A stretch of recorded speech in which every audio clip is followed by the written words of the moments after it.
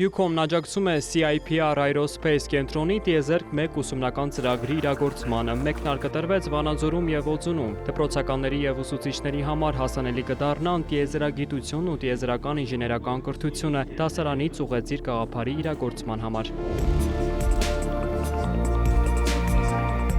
Արհեստական փոքր արբանյակով, վերգետնյա կայանով, այլ սարքավորումներով և ուղեցույցներով համալրված ու հագեցած տիեզերք 1 ուսումնական փաթեթները Վանաձորի Վիկտոր Համբարձումյանի անվան թիվ 25 հիմնական դպրոցին և Օձունի Հովհաննես Օզնեցու անվան թիվ 1 միջնակարգ դպրոցին հանձնեցին UCOM-ի գլխավոր տնօրեն Ռալֆ Երիկյանը և կենտրոնի հիմնադիր տնօրեն Մարի Հրաչուհի Պողոսյանը։ UCOM-ը շատ է կարևորում տեխնոլոգիական կրթությունը, որտեղ ինքը այնպիսի հարթակ է, որտեղ հնարավորություն տալիս է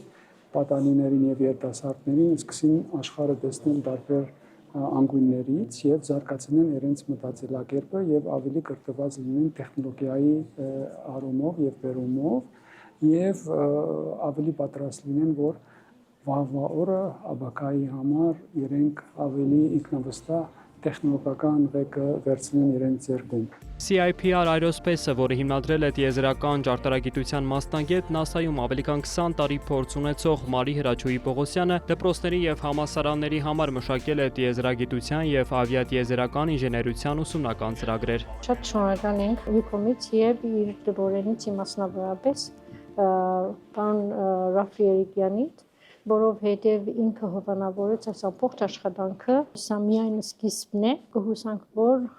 հաջորդ տարի 26-ին մենք արդեն շատ ավելի դպրոցներում, ամեն դպրոցներում մեջ ուզում ենք սա տեղադրել, որ աշակերտներից սկսյալ STEM ծրագրով սովորեցնենք